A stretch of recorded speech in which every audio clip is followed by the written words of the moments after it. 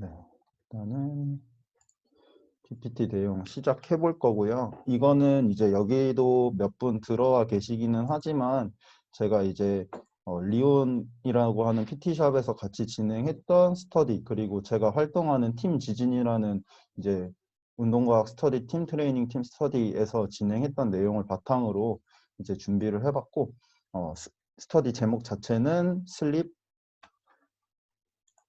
뭐라고 답을, 소리가 지금 안 들리시나요?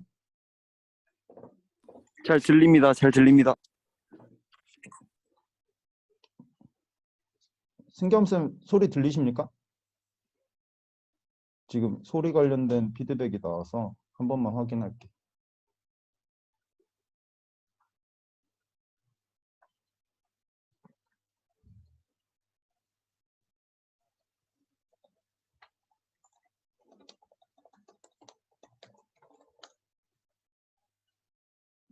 다른 분들 소리 들리시는 거죠? 네, 저는 잘 들립니다.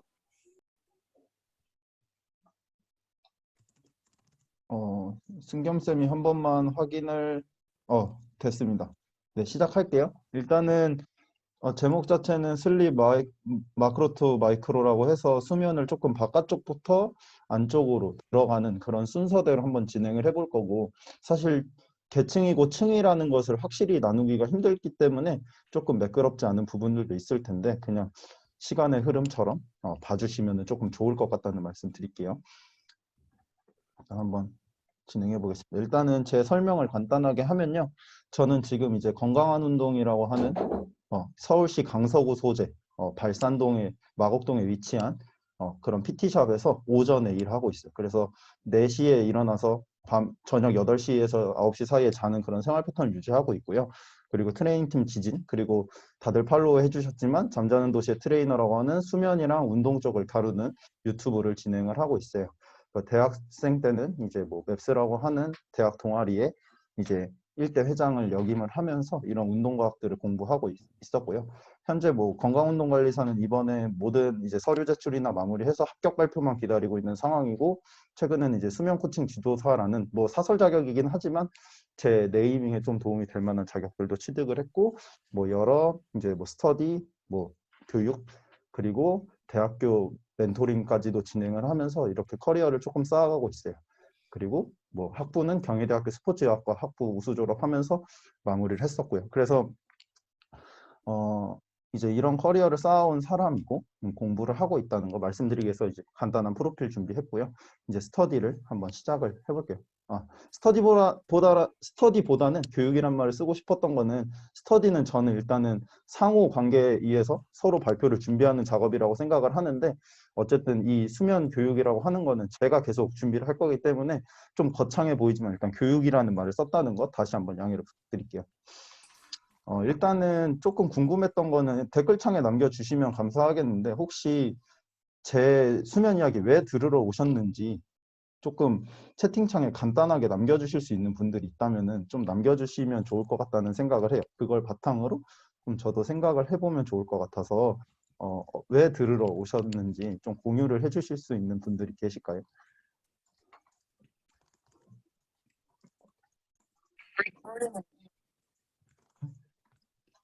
네? 회원님들 이슈들도 있으시고. 응? 네? 응. 누가 마이크가 켜져 있으셔서 대화가 들리거든요. 음, 음, 음. 아무래도 일단은 대부분이 제가 홍보를 했기 때문에 대부분이 아마 트레이너 선생님들이셔서 아마 회원님들에 대한 이슈들이 많을 거예요. 그래서 아마 이 발표에 대해서는 후반부가 중요할 거고, 그리고 이제 원영 선생님이나 승겸 선생님도 말씀을 해주셨지만 수면에 대한 중요성, 그리고 트레이너 선생님들이 사실 수면이 무너지기가 되게 좋은 환경이에요. 좀 역설적으로 봤을 때. 그래서 그 부분에 대해서도 좀 알아가시면 좋을 것 같고, 앞으로도 이제 이어질 여러 무료 교육들에서도 그런 부분들 좀 도와드릴 수 있는 방향으로 한번 가보도록 하겠습니다. 일단 이제 본격적으로 출발을 해볼게요. 목차는 기존에도 소개를 했지만 이제 이렇게 7가지 정도 순서대로 갈 거고요. 일단 처음에는 외부에서 바라본 수면, 그러니까 우리가 밖에서 수면을 바라봤을 때 어떤 상태인지, 그리고 내부에서 우리가 느끼는 수면이란 것은 뭔지, 그리고 수면 다요인 이론. 그래서 원래는 수면 이요인이라고 표현하는 것인데 제가 좀 이름을 바꿔봤고요. 그리고 수면 주기, 렘 수면과 논렘 수면에 대해서 간단하게 설명을 할 거고요. 그리고 5번째는 시스템들에서 어떤 변화들이 일어나는지, 그리고 어떤 안 좋은 현상이 벌어질 수 있는지, 수면을 하지 않았을 때, 그리고 우리가 수면 부족, 불면증을 극복할 수 있는 방법에는 무엇이 있는지 설명을 하는 시간을 가져보겠습니다. 일단은 저희 외부에서 바라본 수면에 관련된 내용이에요. 그래서 외부에서 수면을 바라보면은 이제 수평으로 늘어진 자세, 그리고 축 늘어진 근육들, 그리고 의사소통이나 반응의 기미는 거의 보이지 않습니다. 그리고 쉽게 깨어날 수 있는 상태예요. 그렇지만 이것들이 그냥 우리가 저 사람 잠을 자라고 규정할 수 있는 그냥 간단한 상태라고 생각하시면 돼요.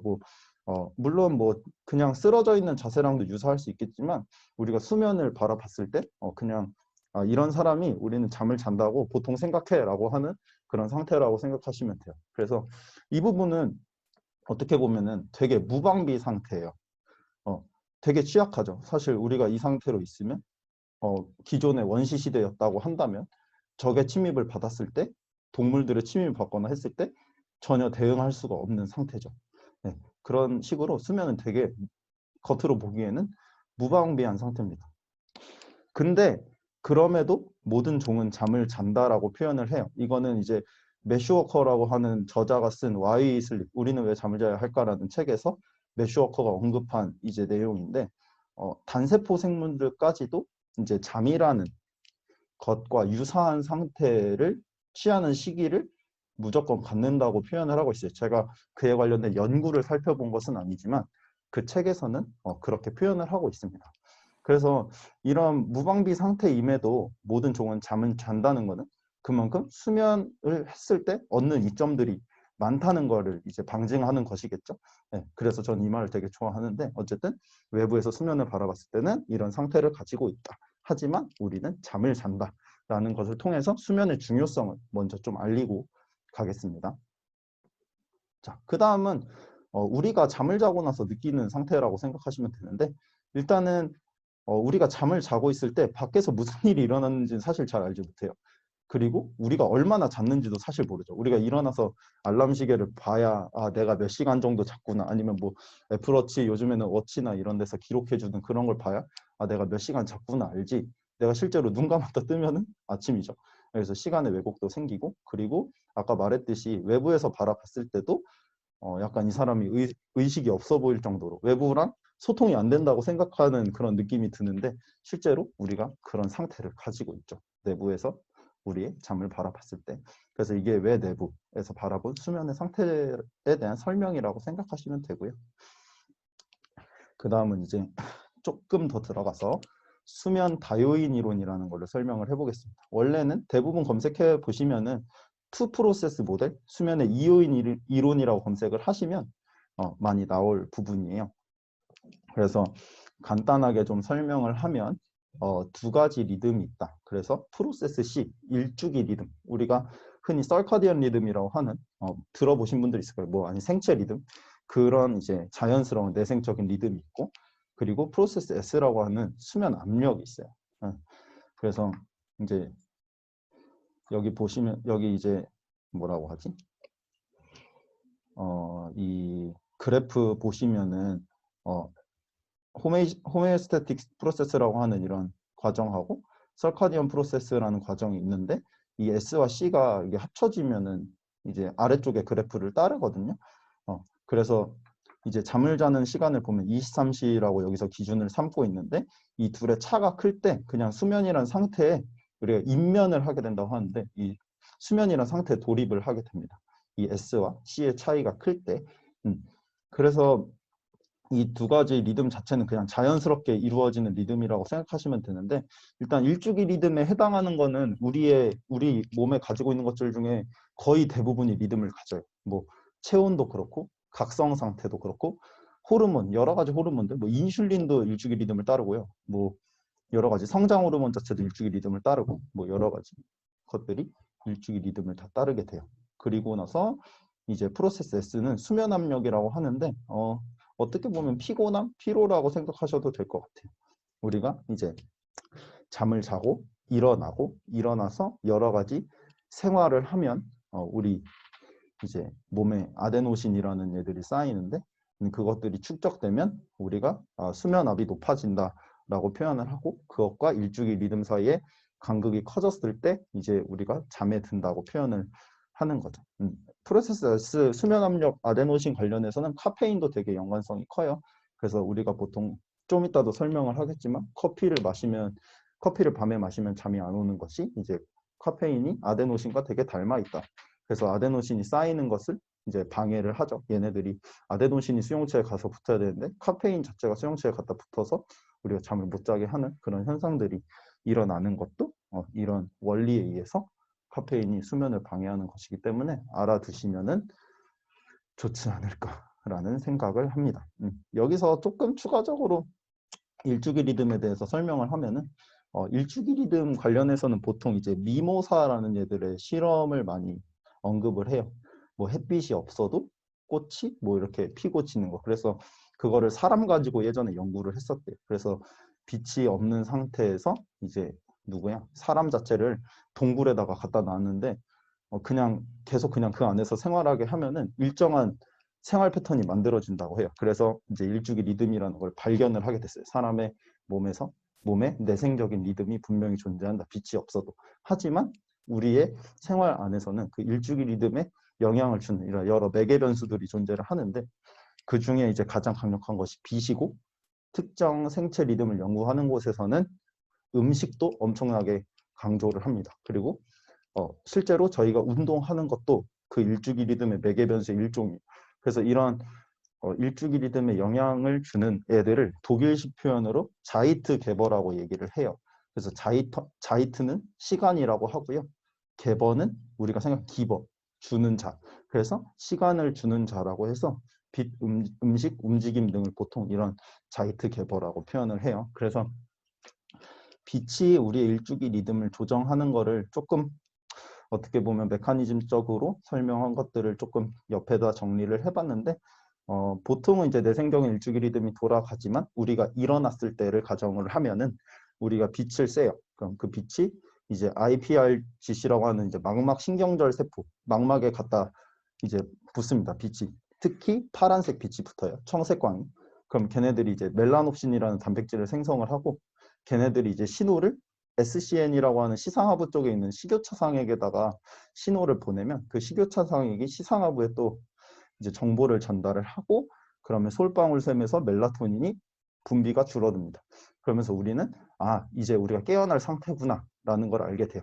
반대로 만약에 이 빛에 대한 메커니즘 자체가 저녁에 발생을 하면은 이 과정이 우리를 잠에 못 들게 하는 과정이 될 수도 있죠.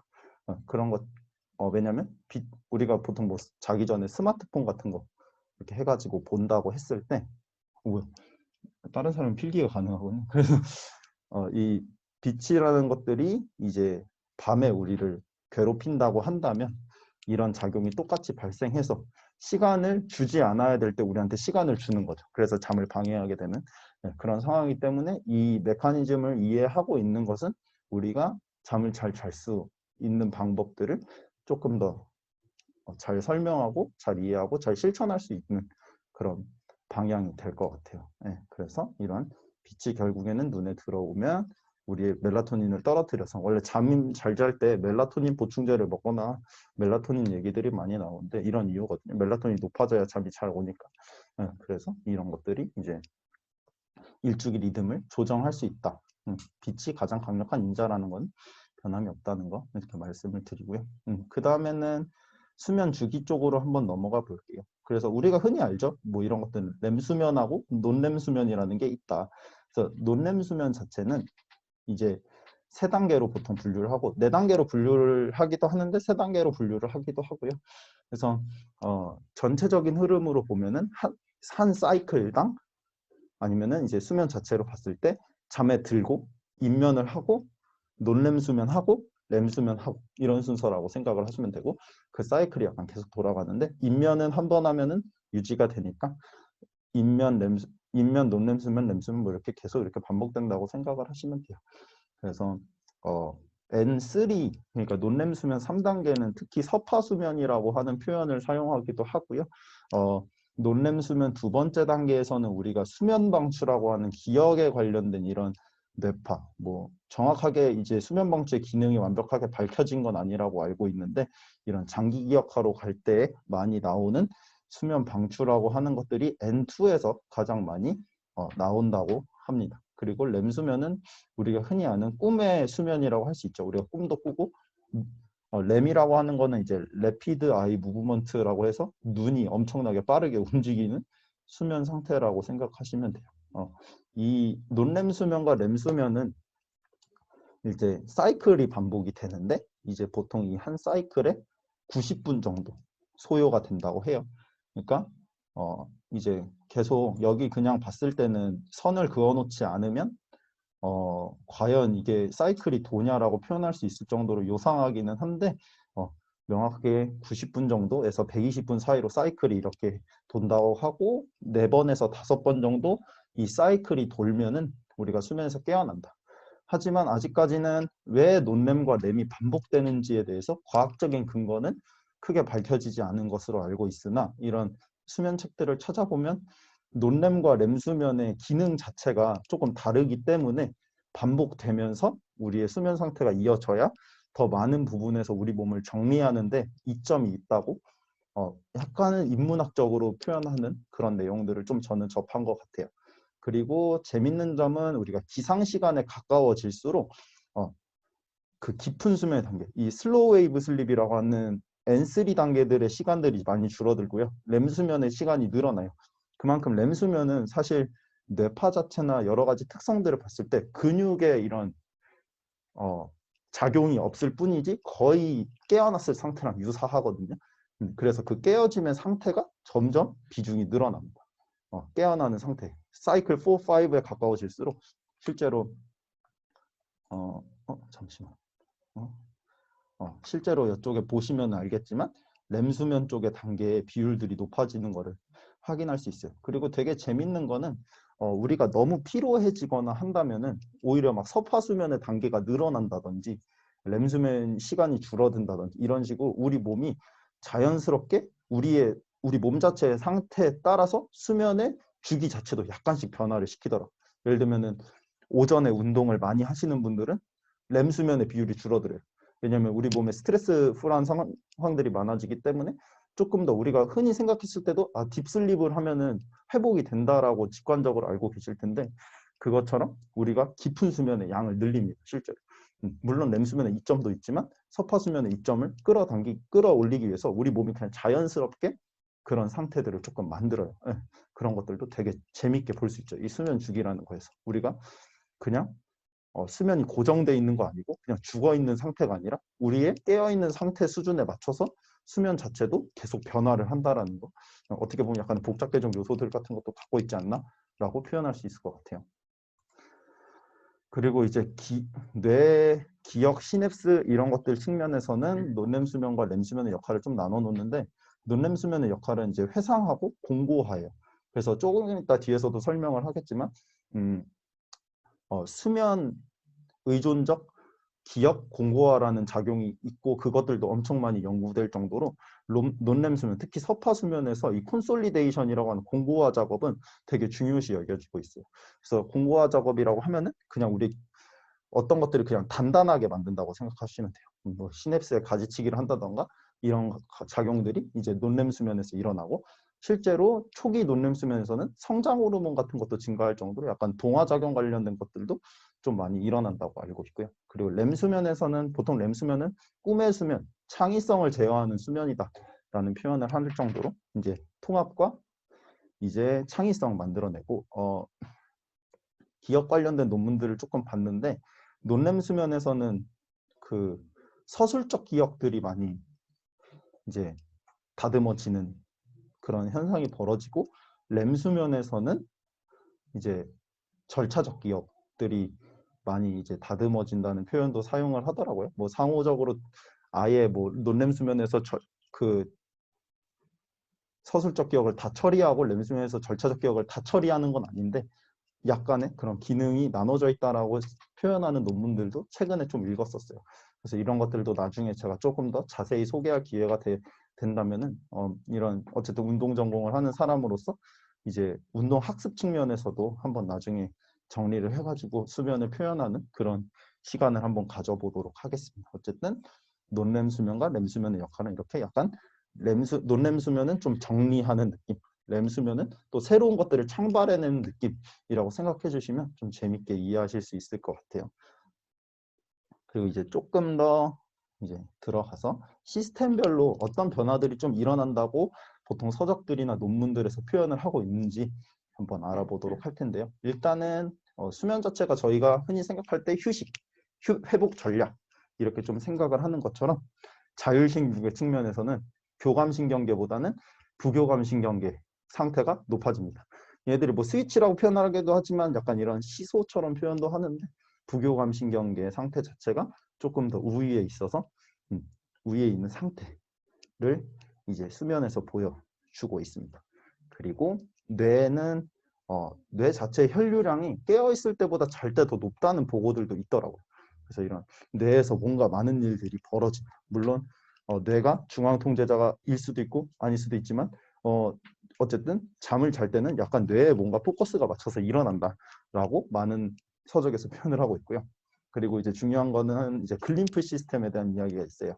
글림프 시스템은 우리가 생각하는 보통 림프가 이제 여러 가지 돌아다니면서 순환을 돕거나 회복을 하거나라고 표현을 하는데 뇌에서는 그 림프액을 못 찾다가 이제 글림프라고 하는 것들을 알아내게 됐다고 알고 있는데요. 이것들도 청소한다고 생각하시면 돼요.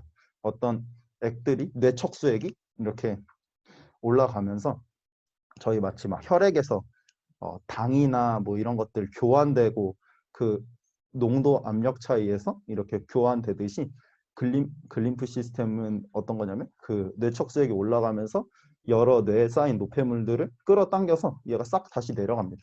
그리고 저희가 또 이제 신체 전체에서 그것들을 좀 해소시키는 작용들을 하는 거죠. 그래서 실제로 이런 글림프 시스템의 역할 때문에 우리가 좀 이따도 설명을 하겠지만 수면을 잘 하지 못하면 뭐 알츠하이머나 이런 여러 신경 뇌에서 노폐물이 쌓여서 일어난다고 추측하고 있는 그런 질병들의 노출이 커진다라고 표현을 해요. 그래서 이 글림프 시스템이 상당히 중요하다고 저는 생각을 하고요. 그리고 기억이라고 하는 측면에서도 수면을 많이 이야기를 해요. 아까 말했듯이 뭐 슬립 디펜던트 뭐 콘솔리데이션처럼 보통 여기서 얘기하는 거는 해마에서 피질로 가는, 그러니까 기억이 저장되어 있는 정보들이 해마에서 피질로 많이 이동을 하더라. 이런 fMRI를 찍어봤을 때 머리를 이게 뇌파를 찍어봤을 때 해마에서 피질로 뭐가들이 많이 이동을 하더라.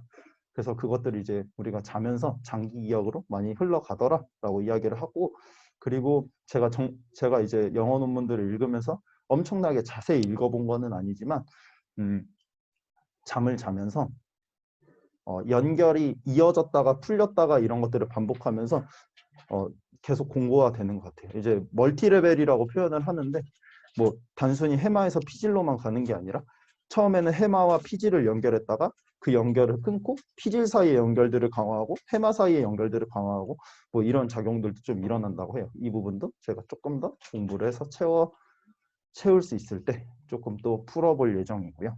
그리고 감정 조절에 있어서도 되게 수면이 많은 역할을 한다. 그래서 이 부분은 조절이라고 표현을 한 게 뭐 기분이 좋아진다가 아니라 어떻게 보면 중립 상태로 잘 유지가 되는 것 같아요. 흥분된 상태에는 또 중립으로 돌아오고 나쁜 상태는 가운데로 돌아오고 라는 생각을 하는데, 근데 또 여러 가지 또 기억 관련된 논문들하고 감정 조절 관련된 이런 아티클들을 이렇게 봤을 때는 조금 수면에서 오히려 더 안 좋아지는 경우도 있기는 있는 것 같아요. 너무 심한 상태인 경우에는 수면에서 그런 분들은 수면 상태도 좋지 않기 때문에 오히려 수면을 했을 때 가짜 기억이 생긴다거나 약간 더 나쁜 감정이 생기기도 하는데, 대부분의 정상적인 수면을 가져간다면 일단은 감정 조절 자체가 잘 될 가능성이 크다. 이런 HPA 축 같은 거에서 그런 여러 가지 좋은 반응들이 일어난다 정도로 알고 계시면 좋을 것 같고요. 네, 그 다음에는 이제 면역계 관련된 부분인데 제가 이거는 백신 관련돼서 조금 연구가 최근에 많이 이루어지길래 조금 봤었는데요. 일단은 수면이 면역계하고도 상당히 연관이 많다. 그래서 보통 많이 언급되는 거는 사이토카인의 수치가 올라와서 우리가 스트레스 반응을 잘 대처를 한다. 잠을 자고 나면. 근데 이제 뭐 백신이나 이런 거 관련돼서 보면은 프로 인플라메이터리 프로세스라고 해가지고 우리가 당장 염증을 잘 처리하는 게 아니라 그 그러니까 면역 세포들이 갖고 있는 정보들이 많아진다라고 표현을 하면 될 것 같아요. 항체가 들어왔을 때 1 들어왔을 때 1 이렇게 대처하는 능력들이 좋아지는 거죠. 그러니까 보통 우리가 백신 맞고 많이 아플 때가 1이 들어왔는데 우리가 잘 모르니까 10, 20으로 대처를 해서 염증 반응이 과하게 일어나기도 하는데 수면을 잘 하게 되면 수면 상태를 잘 가져가게 되면 1이 들어왔을 때 1로 해석해서 잘 방어하는 능력 그리고 그 항체에 대한 정보들도 많이 갖고 있다는 것이죠. 그래서 실제로 이거는 완벽한 그런 밝혀진 정보들은 아니고 그냥 논문들에서 여러 가지 좀 취합했을 때 그런 전략들도 많이 사용을 하더라고요. 그러니까 백신 맞기 전후로 잘 자야 된다. 이런 프로인플라메이터리 프로세스나 사이토카인 관련된 이점들을 누리기 위해서 평소에 잠을 잘 못 자더라도 백신 맞기 전에는 조금 수면을 잘 취하면서 백신을 대비하는 것도 좋은 전략이 될 수 있다라고 표현한 논문들도 있었어요. 네. 누구 마이크 키신 것 같은데 질문 있으신 분 계신가요 혹시? 없으시면 일단 갈게요. 네. 그리고 호르몬 시스템에서도 많이 보면은 대부분의 호르몬 시스템이 긍정적인 영향을 받겠죠. 아무래도. 그렇지만 일단은 모든 운동하시는 분들이 많다는 가정하에 일단은 잠을 잘 자야 아나볼릭 호르몬들이 잘 나옵니다. 동화 호르몬들이 잘 나오는 거는 맞는 것 같아요. 그리고 이화작용 호르몬들은 조금 줄어든. 왜냐하면 우리가 깨어있는 16시간 이상의 상태들은 사실 이렇게 이화시키는 그러니까 어떤 단단한 분자들을 쪼개서 사용하는 그러니까 그런 과정들이 많다면 수면은 오히려 좀 아끼고 회복시키는 과정이라고 했을 때 당연히 동화 호르몬들이 잘 나올 수밖에 없어요. 그래서 뭐 우리 흔히 알고 있죠. 키 크려면은 빨리 자야 돼. 그 10시에서 2시에 이 황금 시간에 성장 호르몬이 나와. 이 성장 호르몬도 뭐 한 방향으로서는 동화 호르몬의 일종이기 때문에 이런 것들도 표현할 수 있고요. 실제로 뭐 남성 호르몬, 테스토스테론이나 이런 것들도 정상적으로 수면을 해야 잘 나온다고 이야기를 하고 있고 그게 아까 말한 뭐 식욕차 상액이 그 성기관하고도 약간 연결이 돼 있고 그런 시상하부 쪽에 그 성호르몬을 조절하는 애들 이 근처에 붙어 있어서 그것도 수면이랑 연관된다고 그렇게 해석하는 논문들이나 아티클들도 좀 봤고요. 그리고 이제 많이들 중요하게 생각할 만한 거는 이제 체중 조절과도 관련이 돼 있어요. 그래서 수면과 이제 렙틴, 그렐린 그러니까 이 식욕 조절 호르몬들의 관계도 상당히 중요하다. 그래서 잠 잘 안 자면은 제가 이거는 유튜브 채널에도 올리기 했는데 이게 잠을 잘 안 자면 렙틴 수치가 감소해. 포만감을 느끼는 호르몬이 감소하고 이제 배고픔을 느끼는 호르몬들이 증가해서 잠만 안 자도 이제 식사를 선택하는 것조차도 많이 바뀌고 식사도 과하게 들어갈 가능성이 커진다.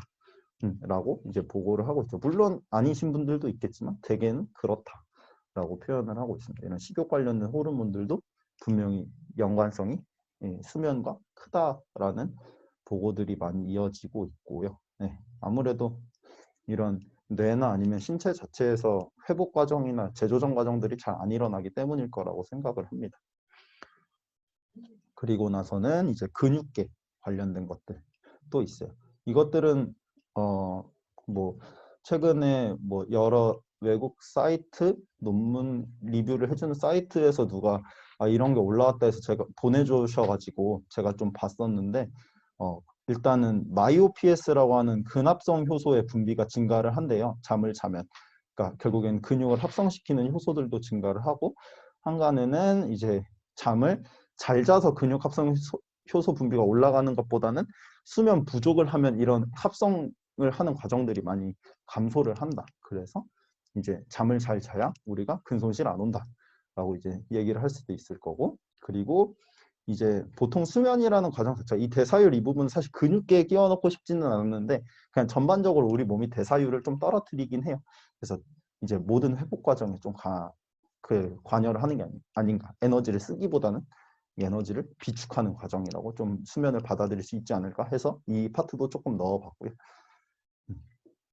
그래서 이 부분들 좀 정리를 하면은 결국에는 모든 시스템, 뭐 인체 7개통이 있고 몇 개통이 있고 그냥 전체적으로 모든 시스템에 영향을 갈 수밖에 없다. 그래서 제가 이런 것들을 좀 생각을 하면서 아까 앞에부터 나왔던 뭐 감각 정보들이 잘 안 들어오고 외부 인식과의 차단이 일어나고 있는 그런 상태들로 미뤄봤을 때 우리 수면 상태가 각성 상태하고 좀 다른 점을 보면은 외부와 일단은 내 몸을 차단해요.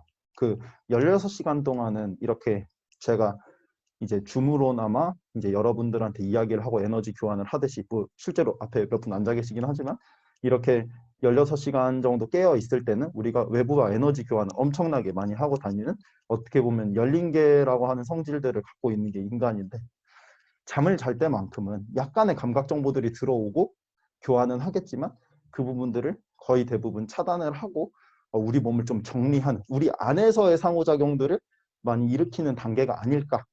네, 그런 것들이 수면의 장점이고 수면이라는 상태가 그냥 그런 상태인 것은 아닐까. 그렇기 때문에 이런 시스템의 변화가 일어나는 것은 아닐까라고 저는 이제 이 파트를 정리하고 싶다는 생각을 해서 이렇게 적어봤고요.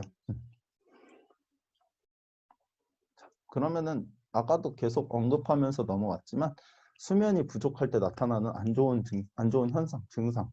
사실 부족한 것보다는 긍정적인 내용들을 많이 담고 싶지만 어떻게 보면 부족할 때 나타나는 현상들을 알아야 또 어떻게 보면 수면이 왜 좋은지도 알 수 있기 때문에 이런 상황들을 이야기하고자 하는데요. 일단은 아까도 계속 설명해 왔지만 수면 시 일어나는 모든 효과들이나 안 좋은 것들이 무너져 내린다고 생각을 하시면 돼요. 그래서 이제 스터디 때도 말씀드렸지만 그 테드의 매슈 워커 아저씨 매튜 워커라고 검색하면 아마 나올 텐데 그분의 이제 수면 관련된 테드 영상들이 몇 개 있는데 전체적으로 좀 설명하는 영상이 있어요. 거기 보면은 막 수면 안 하면 에스트로겐이 얼마나 줄어들고 테스토스테론이 얼마나 줄어들고 뭐 성기능이 안 좋아집니다. 라고 표현을 서두에 하면서 이것이 제가 오늘 이야기할 수 있는 수면 부족의 안 좋은 현상 중에 가장 마일드한 거다라는 표현을 해요. 그러니까 그만큼 수면이 부족할 때 그 사람은 엄청나게 많은 것들이 붕괴된다고 생각을 하는데 그 중에 하나가 이제 성능력, 성호르몬들이 이제 제자리를 못 찾는 것들 이런 것들이 이제 일단 1번으로 있고 그리고 일단은 아까도 설명했지만 근손실 그리고 우리가 이제 코오디네이션이라고 하는 운동할 때 우리 많은 분절들을 함께 잘 쓰고 환경과 과제에 반응하는 이런 능력들이 감소하게 됩니다. 그리고 단백질 분해 자체도 증가해요. 그러니까 말 그대로 단백질이 있어야 물론 단백질만이 전부가 아니지만 이런 단백질 분해가 많이 일어나면 그만큼 우리가 타겟했던 근육들의 리모델링 그러니까 새로 만드는 것들에 대해서 약해지겠죠. 적어지겠죠. 그렇기 때문에 뭐 근손실로 이어질 수도 있는 거고 그리고 크리스 비어슬리라고 하는 이런 학자도 최근에 수면에 관련된 부분들을 조금 공개를 했던 걸로 알고 있는데 거기 관련된 것들도 보면은 훈련을 했을 때 중추 피로도 그러니까 보통 이제 우리가 스트렝스 훈련 같은 거 하면은 중추 피로가 많이 생긴다고 하는데 그런 중추 피로도 같은 것도 높아진다. 그렇기 때문에 스트렝스 훈련을 하거나 고중량 트레이닝을 하는 사람들은 그만큼 수면을 잘 취해줘야 된다라는 표현을 할 수도 있겠고요.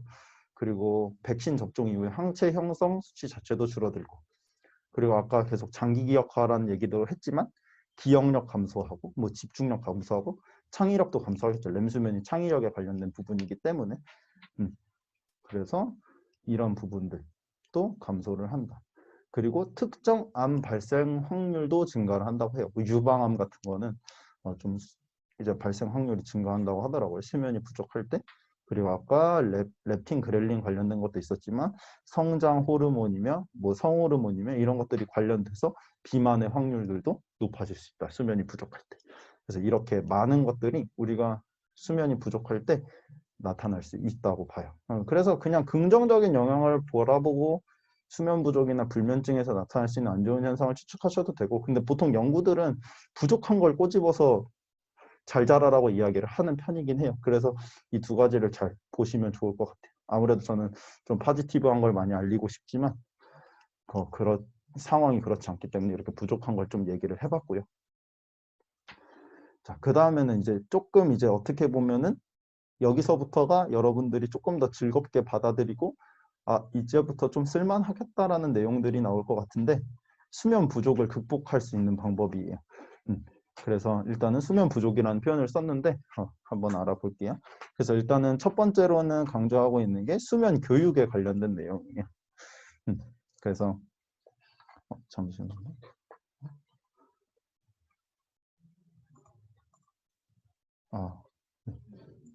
댓글을 이제 봐가지고 일단은 수면 부족을 극복할 수 있는 방법 수면 교육.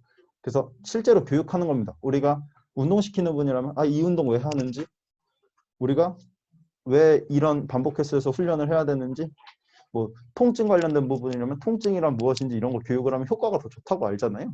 그런 것처럼 수면도 교육을 해야 된다. 수면을 올바르게 바라봐야 더 잘 잘 수 있으니까 메타인지력도 높일 수 있고요. 그래서 일단 원리에 대해서 아까 말했듯이 왜 잠을 잘 자야지, 잠을 잘 자면 어떤 일이 벌어지는지 뭐 이런 것들을 설명할 수도 있고요. 그리고 뭐 아까 말했듯이 뭐 렘수면하고 논렘수면이 있는데 이런 것들을 조금 쉽게 표현할 수 있다면 이런 것들도 설명해 주시면 좋을 것 같고, 그리고 관련 정보들을 제공하는 예를 들면 최적 수면 시간, 우리 인간은 사실 7시간에서 8시간 정도 자야 되고 우리가 보통 쇼트 슬리퍼라고 해서 짧게 자도 되는 사람들 그런 비율은 0.5%가 안 된다. 그래서 우리가 사실 짧게 자는 거는 그냥 우리가 메타인지가 안 될 뿐이지 엄청 피곤한 상태일 수 있기 때문에 한번 너가 몇 시간을 자야 되는지는 네가 네 몸으로 한번 좀 경험해 보는 것도 좋을 것 같다. 뭐 이런 설명을 해준다거나 아니면 뭐 노인이 될수록 우리가 수면 시간이 앞으로 당겨지고 청소년들은 조금 시간이 뒤로 밀려 있어요. 그래서 뭐 영교시가 위험하다던가 이런 것들에 대한 정보 제공들을 하는 거. 그 뭐 여성들은 생리주기 때, 황체기 때 프로게스테론이 높아져서 열이 많이 나니까 잠이 잘 안 올 수 있다. 이런 교육들 포함해서 다 수면에 대한 정보들을 제공하는 거. 이것들이 일단은 첫 번째가 돼야 된다고 저는 생각을 해요. 알고 알려주고. 그렇기 때문에 저도 이 부분들을 그냥 무료로 여러분들한테 뭐 미약한 정보지만 이렇게 제공을 하려고 노력을 하고 있는 거고요. 그다음에 하지만 주의사항은 존재합니다. 일단은 잘 자야 돼라는 강요는 해서는 안 돼요. 그러니까 교육을 해야 된다는 게 강요가 되고 엄청난 가르침이 돼서는 안 되는 게 요즘 불면증에 좀 이따 뒤에 나오겠지만 불면증 관련된 치료들로 중요하게 생각하는 게 마인드풀리스예요. 마음 챙김 치료라고 하죠. 마음 챙김 명상이라고도 하고 거기서 주요하게 조금 꼽는 게 요즘에 이제 수면에 있어서 교란이 오거나 불면이 오는 가장 큰 이유 중에 하나가 강박이라고 얘기를 해요. 너 잘 자야 돼. 나 잘 자야 돼. 침대에 누우면 바로 자야 돼. 몇 시 이후로 자면 나 내일 피곤해? 라고 하는 여러 가지 강박들이 되게 위험하다고 해요. 그렇기 때문에 수면 교육을 할 때도 이 선을 잘 지켜야 돼요. 그렇기 때문에 수면 부족을 너무 무섭게 표현해서도 안 되고 너무 또 가볍게 표현해서도 안 되고 이런 것들에 대한 선을 잘 지킬 수 있는 게 중요하다고 생각해요. 네. 운동도 어떻게 보면 마찬가지일 거고 다른 교육을 하시는 분들이 있다면 그런 부분도 마찬가지겠죠. 그렇기 때문에 저는 일단 수면 교육이 중요성을 인지시키는 수준, 수면 교육이 거기서 일어나야 된다고 생각을 해요. 그렇기 때문에 제일 조금 와닿게 표현할 수 있는 방법은 환경 조성법을 알려주기. 근데 이거는 좀 이따 뒤에서도 표현하겠지만 수면 부족, 수면 교란 상태에 있으신 분들한테 해당한다고 생각해요. 불면증의 영역은 달라집니다. 네. 불면증이라고 하는 거는 쉽게 표현할 수도 없는 영역이기 때문에 이거는 이제 그 뒤에서 설명을 할게요. 환경 조성법은 좀 이따 뒤에서 제가 설명을 할 겁니다. 일단은 이제 주의사항이 한 가지 더 나오는데 아까 말한 수면 교란, 수면 부족, 단기적인 거 2주, 3주 이내에 이런 부분들은 언제든지 일어날 수 있어요. 뭐 내가 여행을 가서 시차 적응을 하느라 줄어들 수도 있고요. 단기간 우리 또 이제 나이가 어리신 분들, 젊으신 분들은 뭐 시험 기간 아니면 내가 뭐 일주일 뒤에 발표가 있어, 뭐 세미나가 있어. 이런 것들이 있을 때 잠깐 이렇게 딥하게 몰입해서 생기는 부족은 언제든지 일어날 수 있어요. 잠깐 스트레스가 올라가 아니면 뭐 헤어짐을 겪는다거나 싸우거나 해서 이런 스트레스풀한 수치들이 일어나서 발생할 수 있는 수면 부족, 수면 교란 자체는 언제든지 사실 일어날 수가 있어요. 그렇지만 불면증은 다릅니다. 이게 지속돼서 길어지거나 만성적으로 갔을 때는 우리가 흔히 운동 잠시만요. 비공개로 댓글이 하나 날라와가지고 어쨌든 이런 불면증과 수면 교란, 수면 부족을 동등하게 생각해서는 안 됩니다. 우리가 마치 운동 환경에 있으신 분들이 많기 때문에 이야기를 드리는 거지만 예를 들면 구조적으로 손상이 났어요. 우리가 뭐 회전근개가 뜯어지거나 아니면 진짜 우리가 연골이 찢어지거나 해서 막 이런 엄청나게 급성이나 만성으로 통증들이 올라오거나 불편감을 느끼는데 그걸 우리가 운동 전문가로서 다 해결할 수 있다. 그러니까 우리가 해결할 수 없는 상태인데도 해결할 수 있다라고 단정 짓는 거랑 비슷한 상태가 될 수도 있어요.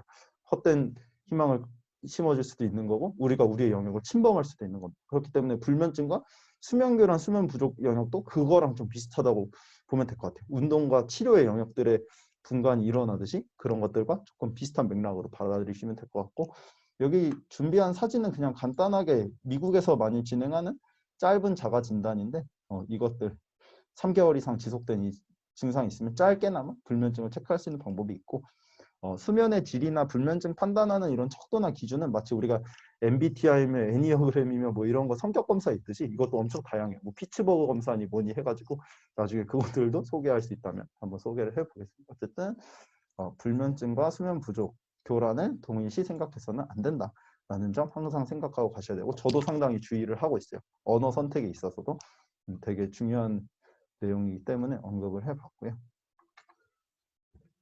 그리고 여기서 잠깐 불면증에 대해서 제가 잘 안 건드리긴 하는데 조금 간단하게 설명을 드릴게요. 이거는 이제 불면증, 수면 부족이라는 게 생각보다 영향 요인이 많다는 것을 말씀드리고 싶어서 더더욱 수면 교란이나 부족이 있는 회원님들이나 내 자신에 대해서 조금 더 소중히 생각하라는 마음에서 이렇게 만들어 봤는데 첫 번째 이제 스필만이라고 하는 사람이 제시한 불면증 3P 모델, 3P 모델이라는 게 있어요.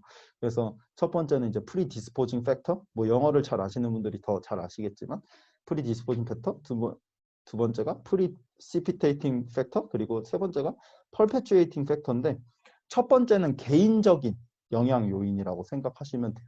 그래가지고 약간 성격 관련된 것도 그렇고 뭐 여러 사건들 그리고 두 번째 같은 경우에는 뭐 약간 사회적인 사건들을 이야기를 하더라고요. 그리고 세 번째는 이제 지속 요인이라 그래가지고 이 불면증이 왜 지속되었는지 여러 사건들 그런 것들도 관련된 것들인데 이런 것들로 미뤄봤을 때 심리적인 영향도 있고 사회 문화적인 영향도 들어가고 내가 지금 어떤 상황인지 내가 그 어떤 상황을 어떻게 바라보고 있는지까지도 수면 부족 불면증과 연관이 되기 때문에 이 불면증 자체가 엄청나게 복잡한 거고 우리가 절대 쉽게 생각할 수 없는 영역이다.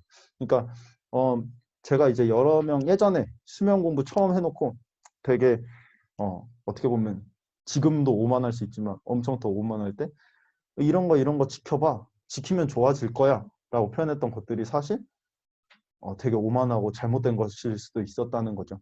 그 때문에 만약에 수면 부족을 갖고 계신 클라이언트들이 있다면 마음부터 그리고 그 사람의 환경들부터 우리가 운동할 때 막 개인 운동 왜 안 하는지 다이어트 할 때도 이 사람이 뭐 먹는지 뭐 회사원인지 뭐 이런 거 다 따지잖아요. 수면도 똑같습니다. 이 사람이 어떤 타입인지 마치 우리가 요즘 트레이닝 할 때 여러 신경적 타입이나 이런 이 사람의 성격 유형까지도 분석하면서 트레이닝 하는 것처럼 수면 부족 그리고 수면을 잘 하기 위해서는 그런 여러 가지 상황들도 당연히 다 고려가 돼야 돼요. 그것들도 다 연구가 되고 있고 그리고 그렇게 해야 된다고 저는 알고 있고요. 그렇기 때문에 이렇게 수면도 되게 많은 구성 요소들을 고려를 해서 이제 개선을 하려는 노력을 해야 된다는 거 항상 알고 가셨으면 좋겠다는 마음에 이 파트를 불면증이지만 한번 넣어봤고요. 이거는 제 유튜브 썸네일과 함께 있는 이제 수면을 부족을 극복할 수 있는 방법. 이것들이 조금 더 회원님들한테 이제 사용할 수 있는 방법들이 되겠는데요. 그것들을 보통 우리가 슬립 하이진이라고 해서 수면 위생이라고 표현을 합니다. 그래서 그냥 수면 습관이라고 말씀을 하셔도 될 것 같아요. 그래서 일단은 아까 그 원리들, 빛에 의해서 우리가 잠에 깨고 뭐 흥분하면 잠 잘 안 오고 이런 것들과 그냥 연관시켜서 원리들을 만들어낸다고 생각하시면 돼요. 그래서 그것들을 조금 원리에 대해서 그리고 실제적인 방법에 대해서 지금 설명을 해드릴 건데 일단은 첫 번째 생활 습관 조정하는 거. 그래서 일단 영양 파트. 영양은 일단은 조금 뽑을 수 있는 거는 야식. 야식 먹는 게 안 좋은 이유는 야식을 먹으면 소화기에서 심부 온도가 올라가 버려요. 근데 우리는 아까 잠을 잘 때 일주기 리듬이 쫙 올라갔 그 일주기 리듬상에 그걸 따진다고 했는데 일주기 리듬 중에 이런 코어 템퍼처, 우리 심부 체온도 일주기 리듬을 따라요. 근데 이 코어 템퍼처는 사실 낮아졌을 때 낮아지기 시작하면서 잠이 듭니다. 우리가. 근데 낮아지기 시작하는 시점에 음식을 넣는다? 그러면 우리의 심부 체온이 올라가겠죠. 그렇기 때문에 야식 같은 거 일단은 조금 줄여주는 거. 그리고 아침 일찍 아침 먹는 거. 아까 음식도 자이트 개버라고 했잖아요. 시간을 선물해주는 이런 생체 리듬 관점에서 아침을 일찍 시작할 수 있게 하는 거. 그렇기 때문에 우리가 깨어있는 시간이 길어지면 자연스럽게 잠은 오는 거예요.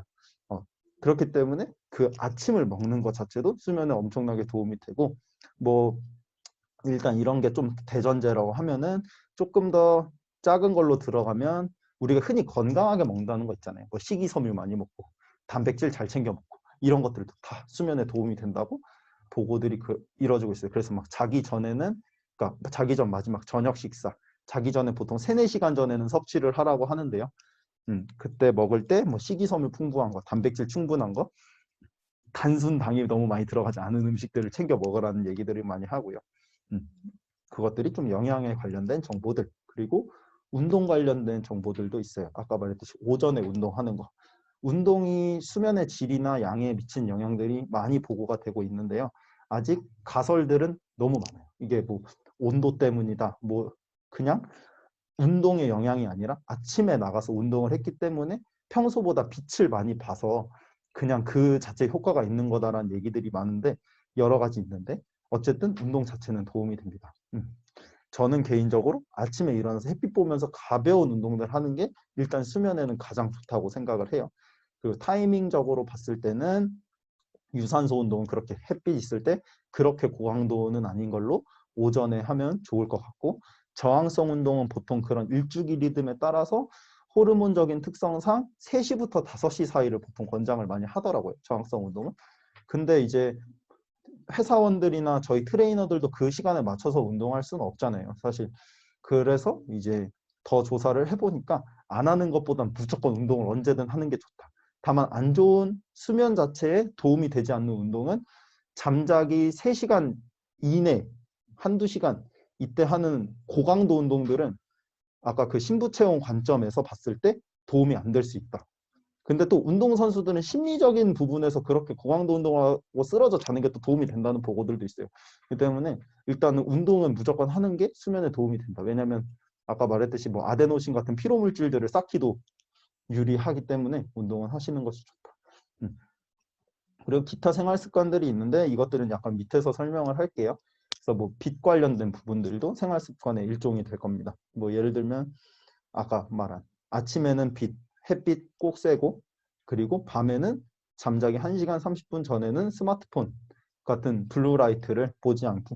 내가 꼭 봐야 된다고 하면 차단 안경 끼고 보거나 블루라이트 필터 만들어서 보시면 좋지 않을까라고 생각을 하고요. 이런 빛 조절도 충분히 도움이 되고, 실제로 일주기 리듬 장애라고 하는, 이게 우리가 시간이 옮겨져 가지고 내 생활 패턴 못 찾는 사람들은 라이트 테라피라 해서 광요법들을 써요. 실제로 박스를 이렇게 만들어 놓고 그 안에다가 강한 빛 두고 이렇게 빛 봐서 타이밍 맞춰서 빛 봐가지고 이제 일주기 리듬 되돌리는 그런 치료법도 있거든요. 그때 빛 조절하는 거 되게 중요하고, 저는 새벽 4시에 일어나기 때문에 사실 햇빛을 못 봐요. 근데 아침엔 일어나야 되니까 저는 아까 말한 아침 먹는 거, 아침에 뭐라도 먹는 거랑 빛 최대한 많이 써가지고 핸드폰이랑 이렇게 해가지고 나름의 미약한 광요법을 좀 사용하는 그런 습관들도 많이 챙겨요. 왜냐면 아침에 일단 일어나서 회원님들 지도해야 되니까. 그리고 자기 전에도 핸드폰 되도록이면 거의 안 보려고 하고, 네, 그렇게 하고 있고요. 신부 체온 조절은 아까 말했듯이 야식 안 먹는 것부터 시작을 해서 자기 전에 씻는 거. 자기 전에 미온수 같은 걸로 씻으면은 이제 저희가 표층에 열이 생기기 때문에 그쪽으로 열이 몰려요. 그러니까 표층에 자극이 가기 때문에 그걸로 이제 혈액이나 이런 게 몰리면 신부 체온이 차가워져요. 그래서 그런 것들로 이제 또 수면 부족을 해결할 수도 있고요. 그렇지만 너무 뭐 자극적인 차가운 물이나 따뜻한 물로 샤워하는 거는 좀 지양하라는 얘기들이 좀 많고, 그리고 신부 체온 관련해서는 침구류 같은 거, 통기성 좋은 침구류 사용하는 거. 그 너무 따뜻하게 입지 않고 자는 것, 또 너무 춥지도 않게 자는 것. 보통은 뭐 18도라고 하는데 책마다는 좀 다릅니다. 여름에는 그냥 너무 덥지 않게 시원하게 하고 자라. 겨울엔 너무 춥지 않게 조금 따뜻하게. 왜냐하면 18도보다는 밑으로 분명 내려갈 테니까. 그렇지만 너무 따뜻하게 우리가 흔히 막 옥장판에서 자면은 따뜻하니까 잠 잘하라고 하는 거는 사실 수면의 질이 좀 떨어질 수 있어요. 잠은 순간적으로 안정감 때문에 잘 잘 수는 있는데 그렇게 되고요. 뭐 우리 몸이 알아서 조절하긴 하지만 땀을 내던가 하는 식으로 하지만 그래도 수면 환경 자체를 조성하는 게 상당히 중요하기 때문에 하고 습도 자체는 50% 정도라고 하는데 제가 직관적으로 그 50% 만드는 건 모르겠어요. 근데 내가 만약에 방이 너무 건조하면은 습기를 조금 주면 좋을 것 같고 뭐 수건을 깔아놓는다든지 가습기를 킨다든지 너무 이제 건조하면 너무 습하다고 하면 건조할 수 있는 방법들을 조금 활용하면 또 그것도 수면 부족에 또 도움이 되지 않을까라는 생각하고요. 그 다음에는 흥분 조절하는 거. 이건 아까 말한 카페인 관련돼서도 관련 있죠. 아데노신 관련된 부분도 분명히 있지만 카페인은 교감신경계를 높일 수 있는 물질입니다. 그렇기 때문에 우리가 이것들을 아침에 먹는 건 도움이 될 수 있어요. 왜냐하면 교감신경계를 쫙 끌어다 쓰기 때문에 우리가 또 아침을 좀 활력 있게 보낼 수 있어요. 그래서 이제 저녁 전에 한 보통 2, 3시 이전에 먹으라고 해요. 왜냐면 반감기 자체가 카페인이 6시간 정도 되기 때문에 그 6시간이 너무 6시간보다 반감기가 돼도 잠이 잘 안 온다고 하는데 민감한 사람들은 아닌 사람들은 사실 그 반감기 정도 지나서 카페인 양이 좀 떨어지면 잠이 잘 오니까 보통 2, 3시 안에 커피 섭취를 다 끝내라고 얘기를 하거든요. 너무 늦게 먹으면 그것 때문에 조금 아데노신 관련돼서도 수면 악 관련돼서도 방해가 되고 교감신경 자체도 올라가서 우리가 부교감신경계가 올라가야 수면 상태에 이르는데 그것들이 잘 되지 않으니까 카페인도 그 흥분 조절에 영향이 될 수도 있고 아까 말한 스트레스 우리가 흔히 정신적 스트레스라고 하는 부분들 혹은 운동, 고강도 운동을 했을 때도 흥분 상태가 계속되죠. 그게 밤까지 계속된다 그러면은 사실 잠이라는 수면이라는 상태에 들어가기에는 사실 조금 무리가 있기 때문에 컴다운을 해줘야 되는데 거기에 관련돼서는 뭐 여러 가지 방법이 있죠. 아로마 테라피가 될 수도 있고 뭐 우리가 흔히 하는 걸로는 뭐 횡격막 호흡, 저희 뭐 필라테스 호흡이라던가 아니면 뭐 여러 가지 호흡책들 많이 읽어보셨다면 하는 그런 호흡들 혹은 뭐 인지에서 하는 뭐 여러 동작들 있죠. 뭐 헬든크라이스, 프랭클린, 뭐 이런 알렉산더 테크닉, 뭐 알렉산더 테크닉 최근에 방송 같은 데서도 좀 나왔던 걸로 알고 있는데 이런 조금 우리가 몸을 잠깐 동안 바라보고 움직이는 것들 도움되고 그리고 요즘에는 수면 관련된 유튜브들도 많잖아요. 밤에 막 델타파 들려주는 유튜브, 막 좋은 얘기해주는 백색 소음 이런 유튜브들 그런 것들 하면서 명상하시는 것도 잠에 상당히 도움이 될 거라고 생각을 합니다. 그리고 나서 이제 뭐 또 흥분 조절 나올 수 있는 거는 알코올, 술 관련된 부분도 될 것 같아요. 술은 사실 진정제 효과는 있지만 온전한 수면은 내지 못한다. 그리고 알코올은 렘 수면을 선택적으로 박탈한다라는 보고도 있습니다. 그렇기 때문에 술을 먹을 거면 낮에 먹는 게 좋다고 하고요. 그럴 수 없으니까 아니면 아예 끊어라라고 이야기를 하는데 어쨌든 여러 심리적인 효과가 있기 때문에 너무 자주는 드시지 말고 알고 먹어라. 이런 상황이 벌어진다는 거, 수면이 좀 안 좋아질 수 있다는 거 알고 드셨으면 좋겠습니다. 그리고 마지막은 이제 자극 조절. 이 부분은 처음 들어보시는 분들도 계실 텐데 침대에서는 잠만 잔다라고 생각을 하시면 돼요. 네. 그래서 사실 우리 몸이 되게 신기한 게 침대에서 우리가 책을 읽거나 침대에서 뭔가 다른 행동을 하면은 침대를 그런 공간으로 인식을 해버릴 수 있어요. 우리 몸이. 그 기전 자체는 제가 정확하게는 말씀을 못 드리겠는데 그렇기 때문에 우리가 침대에선 되도록이면 잠만 자야 되고 그리고 또 다른 자극 조절은 침대에서 잠이 너무 많이 오지 않으면 침대를 벗어나라고 이야기를 해요. 왜냐하면 그 불안감 때문에 침대에서는 내가 불안하다라는 그런 연결이 돼버리거든요. 매칭이 돼요. 맥락이 침대는 불안한 곳이야가 돼버리니까 또 잠 안 오고 오히려 강박으로 빠질 수 있어요. 그렇기 때문에 우리가 침대에서 잔다고 한다면 잠이 안 오면 벗어나. 옛날에 무슨 양을 세고 뭘 하라고 했는데 요즘 그것들이 좀 부정당하고 있습니다. 때문에 나와서 약간 미등 키시고 책을 읽는다거나 아니면 미등 키시고 뭐 여러 가지 내가 종이책을 읽는 게 더 잠이 잘 오겠죠. 차라리. 그래서 막 그런 여러 가지 블루라이트를 쐬지 않는 환경에서 조금 뭔가를 하다가 조금 졸리다 싶으면 다시 자보고 이런 것들 반복하고 되도록이면 침대에서 다른 행동들을 하지 않는 거. 뭐 책을 읽거나 하면은 그런 자극 조절 측면에서 이것들은 불면증 치료할 때 보통 같이 써요. 1번 원칙으로 사용을 하거든요. 자극 조절. 그래서 이 부분도 알고 있으면 만약 회원님들이나 자기가 이제 잠 잘 때 내가 침대에서 다른 일을 하진 않는지 여기에 대해서 좀 생각할 수 있을 것 같아요. 만약에 뭐 여러 뭐 사랑을 나눈다거나 이런 것들은 괜찮으니까 그런 것들은 괜찮을 것 같고요. 어쨌든 이런 수면 위생 습관, 원리에 입각한, 그러니까 그냥 맹목적으로 이러면 잠 잘 오더라 여서가 아니라 수면이라는 상태에 임면하기 위해서 우리가 필요한 것들이 이런 것들이 있으니까 이런 것들을 실천해야 된다라고 좀 정리를 해봤어요. 그리고 또 아까 불면증이라는 게 심리적인 것도 있고 개인적인 것도 있고 사회적인 것도 있다고 했는데 사실 보통 회원님들 보면은 답답한 게 내가 고쳐줄 수 없는 것들이 많아요. 제 회원님들 중에 야근 3시까지 합니다. 새벽 3시. 저 4시에 일어나거든요. 그럼 그때 카톡해요. 네. 어디냐고 하면은 노트북 하고 있는 거 올리면서 회사라고 하시는 분들도 있거든요. 그렇기 때문에 어떻게 보면 되게 답답한 게 사회적 변화 때문에 사회적 변화가 필요하기 때문에 저희가 조금 무리가 될 수 있는 부분들도 있어요. 그래서 사실 나라 자체에서 일찍 불 끄는 사회가 돼야 되고 야근이 줄어든 사회가 돼야 되고 그리고 일주기 리듬에 따라서 근무할 수 있는 형태도 돼야 된다고 표현하는 사람들까지 있어요.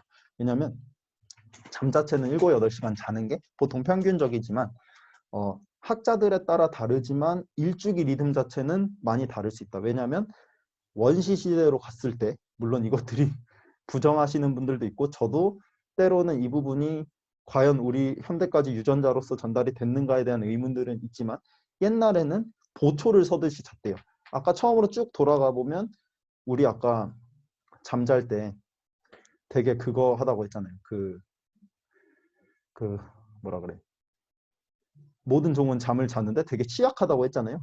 취약했기 때문에 보초를 서면서 우리가 이제 그 불침번 서듯이 이렇게 잤을 거라고 추측을 하고 있어요. 그렇기 때문에 모든 사람의 일주기 리듬은 다를 수밖에 없다. 그렇기 때문에 올빼미형이 있고 종다리형이 있는 거다라는 사람들도 있어요. 동굴에서 살면 어차피 햇빛의 제한은 받을 테니까.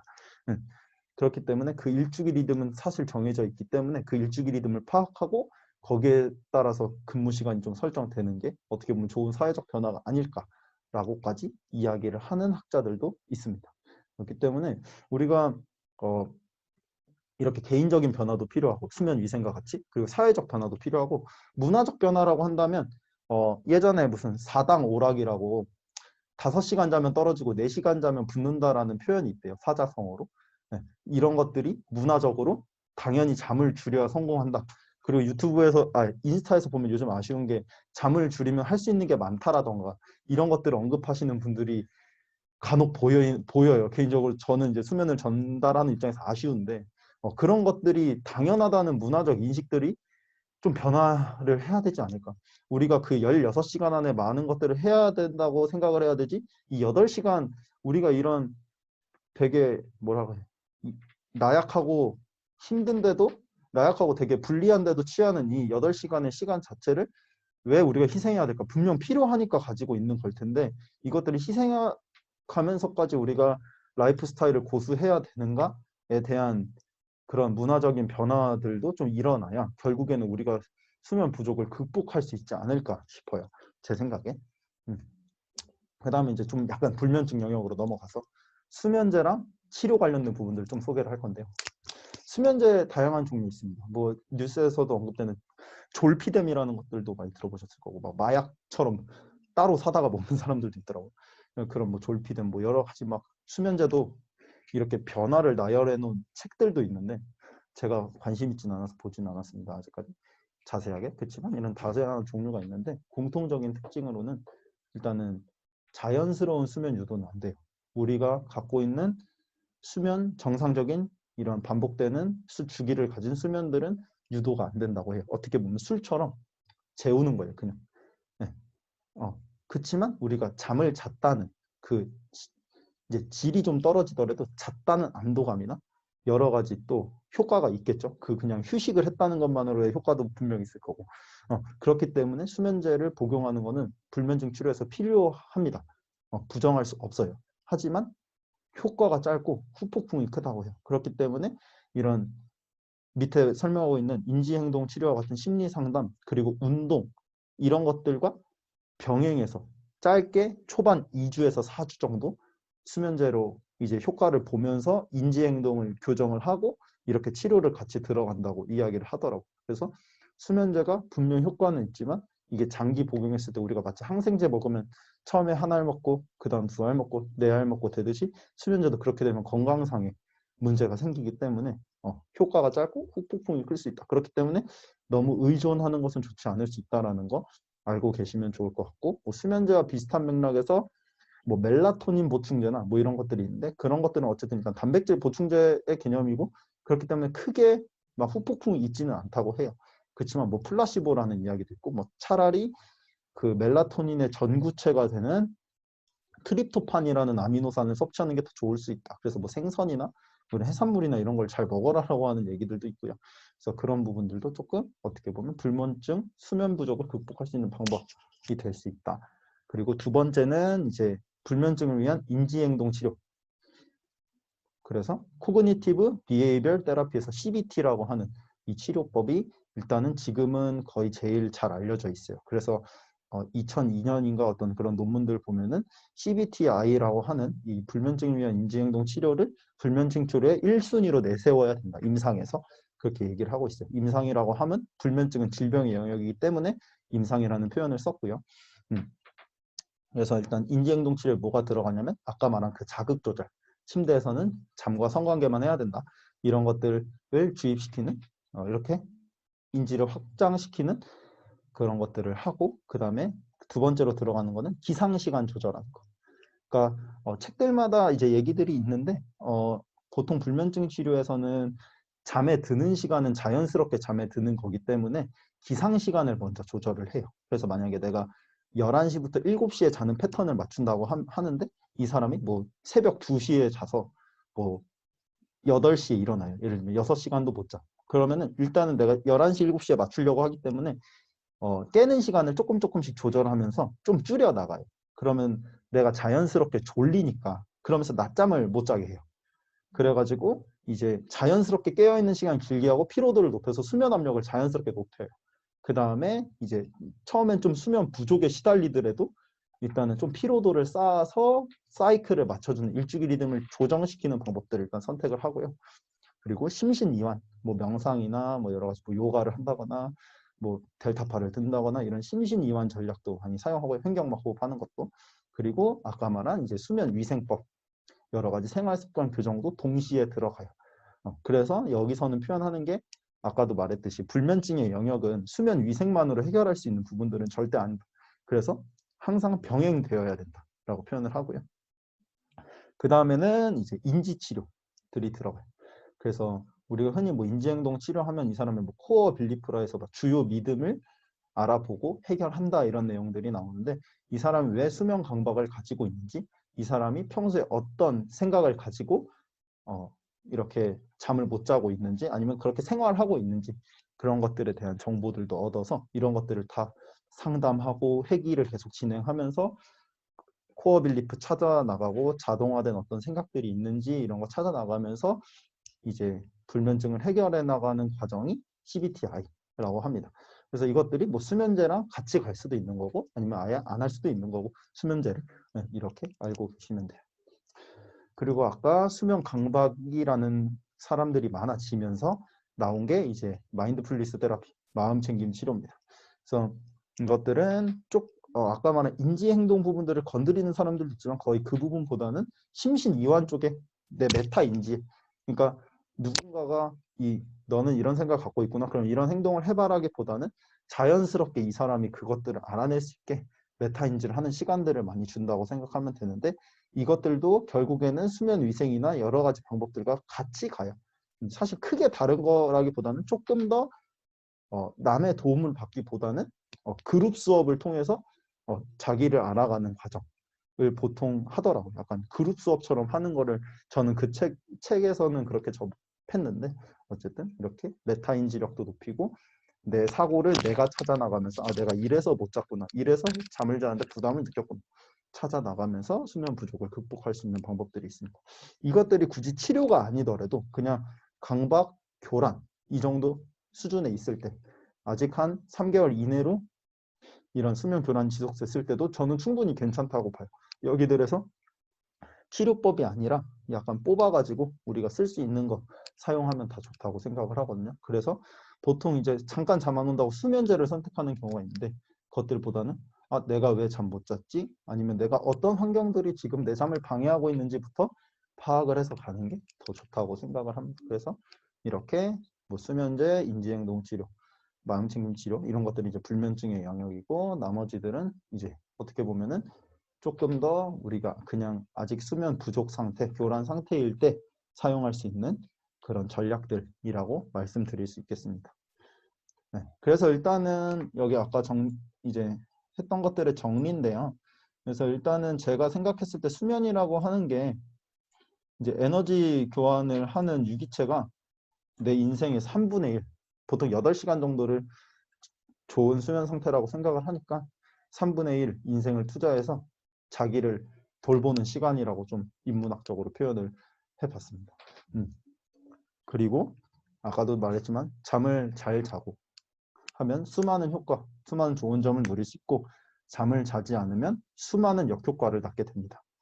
그리고 나만의 변화, 그리고 그냥 습관의 변화가 아니라 사실 사회적, 문화적 여러 가지 다방면의 변화가 있어야 많은 사람들이 수면을 잘 취할 것입니다. 그렇기 때문에 저도 제가 수면의 효과를 누렸고 그리고 제가 새벽에 일하기 때문에 새벽에 에너지 방출을 하기 위해서 수면에 더 관심을 많이 가진 입장에서 이렇게 전달하는 거는 많은 분들이 알고 그리고 많은 분들이 각자의 회원님들이든 본인에 대해서 수면의 변화들 하고 또 많은 것들을 누리고 해야 나중에 변하고 많은 큰 부분들이 변하고 그렇기 때문에 많은 사람들이 더 잠을 잘 잘 수 있지 않을까라는 생각을 하면서 이런 발표를 준비해 봤습니다. 그래서 24시간이라는 우리가 하루라고 하는 이 거대한 주기 아래에 있는 8시간 정도의 거대한 또 상태인 수면이라는 것들을 많이들 사랑해 주셨으면 하는 마음에 이렇게 발표를 준비를 해봤습니다.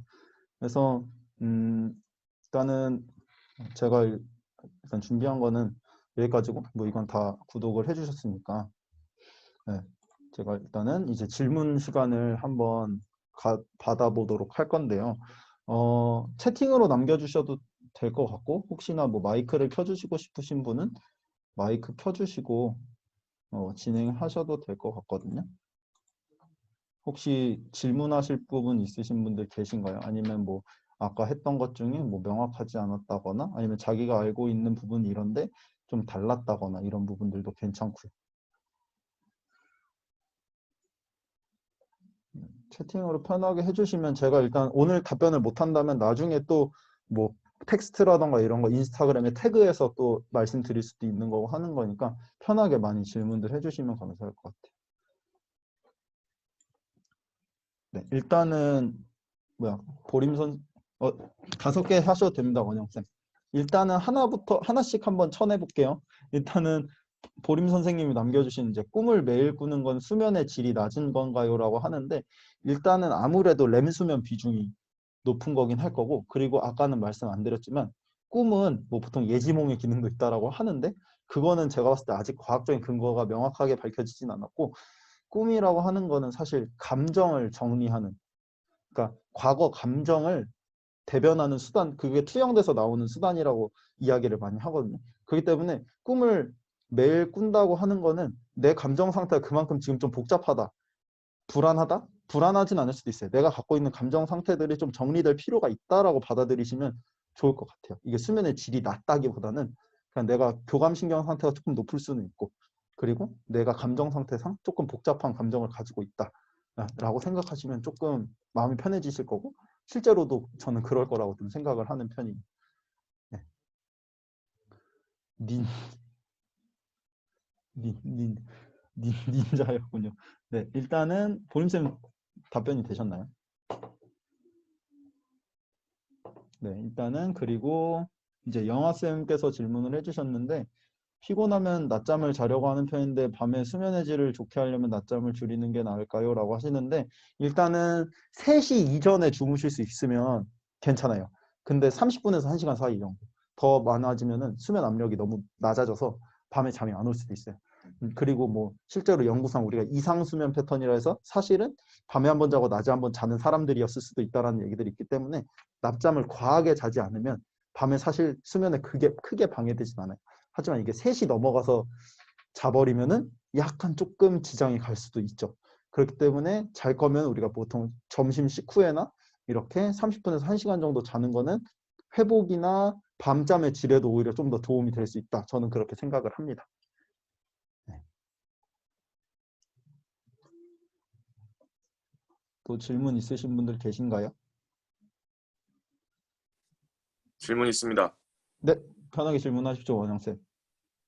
그, 음, 음, 수면의 질이랑 어떤 개인의 그 불안 수준 사이에 상관관계가 있는 걸로 알고 있는데, 네, 혹시 좀 이제 뇌과학 쪽으로 해서 네, 네, 편도체 네, 활 수준이랑 네, 이 사람의 수면의 질 사이의 어떤 상관관계 이런 걸 좀 네. 보여줄 만한 연구가 있었을까요? 제가 일단은 제가 본 것 중에 그 메타 분석을, 그러니까 슬립하고 이모션 컨트롤하고 해가지고 메타 분석한 논문이 있긴 있었거든요. 그래서 그 부분은 제가 단톡방에 공유를 해드릴게요. 그게 그래도 정리가 깔끔했던 것 같고, 막 편도체나 문이체 음, 관련된 내용들이 많이 나오긴 했었던 것 같거든요. 네, 제가 음, 확실히 수면은 뇌과학적으로 설명한 것들이 좀 많아가지고, 그런 부분들 제가 좀 찾아서라도 공유를 하겠습니다. 그러면 이제 연계되는 질문인데요. 네, 그 이제 EMDR 있잖아요. 이거, 눈 움직이는 거? 네, 예, 이게 아직까지는 좀 근거가 좀 부족하긴 한데 네. 편도체 수준이나 불안 수준을 낮추는 쪽으로 해서 효과가 있다고 알려져 있는데 네네. 요 EMDR을 이용한 수면질 개선 그런 자료도 있었을까요? 그런 거는 못 찾아봤던 것 같아요. 제가 막 그런 중재 전략에 대해서까지는 아직 건드려 본 적이 없어서 제가 그거는 한번 제가 적어놓고 한번 찾아보겠습니다. 그 EMDR과 수면의 그런 부분들 관련해서. 막 뭔가 그런 거 있잖아요. 그 렘 수면 때 눈 네. 굴리니까 음, 왠지 자기 전에 한번 굴리면 괜찮아지지 않을까라는 약간 그런 생각이 갑자기 음, 들더라고요, 방금. 어, 충분히 근데 가능성은 저는 있을 것 같아요. 사실 어떤 곳에서 이렇게 뭐 흔히 말하는 전이가 일어날 수도 있을 것 같다는 생각도 들고. 그리고 아무래도 좀 릴렉세이션이 갈 수 있는 동작들이라고 하면은 아니면 오히려 막 호흡 중에서도 그런 거 있잖아요. 스트레스 호흡해가지고 막 이렇게 호흡해가지고 순간적으로 교감신경 끌어올린 다음에 그것들이 떨어지면서 순간적으로 부교감신경계의 질을 팍 높이는 그런 테크닉들도 수면에 도움이 되기도 하고 안정 상태를 찾는 데 도움이 되기도 하는데 어쨌든 맥락이나 아니면 영구상 편도체 수치를 낮춘다고 한다면은 충분히 수면에 도움이 될 수 있지는 않을까 생각하는데 영구적으로는 밝혀진 게 있는지 한번 확인을 해보겠습니다. 음, 그리고 또 이제 약간 좀 이제 막 별거 아닐 수도 있는데 네, 그 원리가 좀 음, 궁금해가지고 막 베개를 대거나 네, 대고 자거나 네, 뭐 겨드랑이나 다리 사이에 베개를 끼고 자거나 네, 뭐 죽부인 마냥 뭐 큰 거를 이제 가슴이나 명치에 닿게 이렇게 안고 자거나 네, 이렇게 했을 때 좀 편안함을 느끼고 잠이 더 잘 오는? 네, 근데 저만 그런 것 같지는 않더라고요. 주변 사람들이랑 네. 대화해보니까. 네, 그런 원리 같은 것도 좀 알려진 게 있나요? 죽부인 같은 경우는 제 생각엔 약간 통기성 관련된 부분들도 좀 있을 것 같고 네. 그리고 제가 이번에 딴 수면 코칭 지도사라는 자격 자체가 원래 그 메모리 폼 베개 만드시던 분이 만든 자격이에요. 그래서 베개나 이런 침구류 관련된 얘기들이 좀 있는데 어, 사실 그 각자만의 방법이 있잖아요. 누구는 죽부인 안고 잤을 때 잠 안 오는 사람도 있고 오는 사람도 있고 약간 어떻게 보면은 그리고 이 경추 관련된 부분은 그분은 그거 얘기를 많이 했어요. 그 거북목이나 C커브 관련된 얘기들을 많이 하는데 그런 좀 정상정렬을 맞춰주거나 좀 목에 편안한 상태? 그것들을 좀 맞춰줘서 할 수 있는 베개들. 그러니까 메모리 폼이라는 건 결국 이제 내 경추 곡선에 맞게 좀 조정이 되니까 그런 편안함을 좀 중요하게 생각하는 것 같아요. 뭔가 기전이라는 거는 제가 사실 막 침구류에 대한 부분들에 대해서 자세히 살펴본 건 아니라서 명확하게 답은 못 주겠는데 그런 그냥 편안함에서 오는 그런 안정감이 될 수도 있고 죽부인 같은 경우는 아무래도 그런 통기성 관련된 부분들이 저는 많이 작용할 거라고 일단은 생각을 하고 겨드랑이에 이걸 끼고 자는 건 제가 처음 들어봐갖고 어떤 막 방법이 베개 막 많이 쓰는 사람들 있잖아요. 여러 개 두고 주무시는 분들 네, 한 막 대여섯 개 쓰는 사람. 저도 베개 한 4개 쓰거든요. 아, 진짜요? 네. 음, 일단은 목 관련된 부분들은 그런 것 같아요. 그분도 얘기를 하는 게 약간 조금 흔히 말하는 약간 잘못하면 허무주의 같은 걸로 갈 수도 있는데 약간 결국엔 자기에 맞는 베개, 자기에 맞는 이불. 그러니까 이불도 막 무거운 거 쓰시는 분 있고 가벼운 거 쓰시는 분들 있고 다 그렇잖아요. 자기가 생각하는 그런 수면 상태에 들어갈 때 그 안정감 관련된 부분들이 큰 것 같아요. 기본은 통기성이 좋아야 되고 체온 조절이 잘 돼야 되는데 그 안에서 나한테 얼마나 편안한 모양을 가지고 있고 얼마나 편안한 변형이 되는가. 아, 그리고 또 하나 강조된 거는 되도록이면 그런 거 잡고 자도 움직일 수 있는 상태가 되는 게 좋다고는 알고 있어요. 그러니까 어쨌든 음, 우리가 렘 수면 때는 근육 긴장이 완전 마비되지만 론렘 수면 때는 좀 움직이거든요. 그때 이제 자유롭게 조금 움직일 수 있는 형태로 돼 있는 게 일단 좀 잘 맞는다고는 이야기를 들은 적이 있는 것 같아요. 한 기전까지는 제가 잘 모르겠네요. 부족한 점이 많네요. 역시 질문을 많이 받아야 제 허점들이 많이 드러나는 것 같아요. 아닙니다, 아닙니다. 저 또 질문 있습니다. 네, 정말 이거는 궁금하니까 다 네, 계속 나오는데, 네. 그, 예전에 막 물리치료 문헌 열심히 음, 공부할 음, 때쯤엔 막 잠잘 때 안 뒤척이면은 그 음, 자세 유지근이 막 고생한다는 내용을 봤었던 것 같은데, 음, 근데 제 주변에 이제 아는 선생님들 중에는 음. 하루 종일 그냥 완전 부동자서 이렇게 그냥 뻣뻣하게 하루 종일 자고 아예 안 움직이고 일어났는데도 수면의 질이 너무 좋았다라고 하는 사람들이 좀 있더라고요. 네. 그래서 혹시 이런 잠잘 때 뒤척이는 빈도가 수면의 질이랑 좀 관계가 좀 높은 편인지 낮은 편인지 이런 자료도 좀 있을까?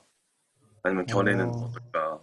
어, 자료는 아직 잘 모르겠고, 근데 그거는 있어요. 이 사람이 과연 부동자세로 잤을까는 아무도 모르죠. 이 사람을 내가 이렇게 아, 자는 거 관찰하지 않았으면 그냥 시작 자세와 끝 자세가 동일했을 뿐이지 경로가 발생했을 수도 그러니까 뒤척이는 폭 자체가 적었을 수도 있고 하기 때문에 일단은 제가 생각했을 때는 일단 이 사람이 부동자세로 과연 있었을까에 대한 의문이 일단 사실 조금 있고 사실 결국에는 결국에는 부동자세로 잤어도 제가 생각했을 때 중요한 거는 일어났을 때 내가 느끼는 상태거든요.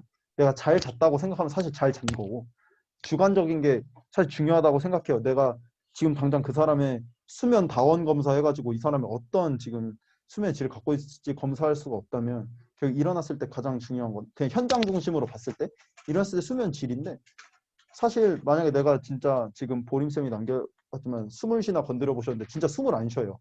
그러니까 이런 수면 중 모호흡증이 있어요. 이러면 당연히 수면의 질이 떨어지거든요. 거의. 근데 그런 경우가 아니고 그냥 부동자세를 잡고 숨 잘 쉬고 잤으면 그렇게 상관관계가 엄청 높지는 않을까 생각을 해요. 제 생각에는. 움직이고 안 움직이고의 중요성보다는 일어났을 때 일단 개운하고 잘 자고 일상생활 영위만 잘 되면 그 사람한테는 그게 좋은 수면법이지 않을까. 네. 그 그러니까 수연쌤 네네. 후배분이시거든요. 진짜요? 네. 그래서 그냥 이렇게 자요? 수연쌤이 보셨나? 나중에 아, 물어보겠습니다. 알겠습니다.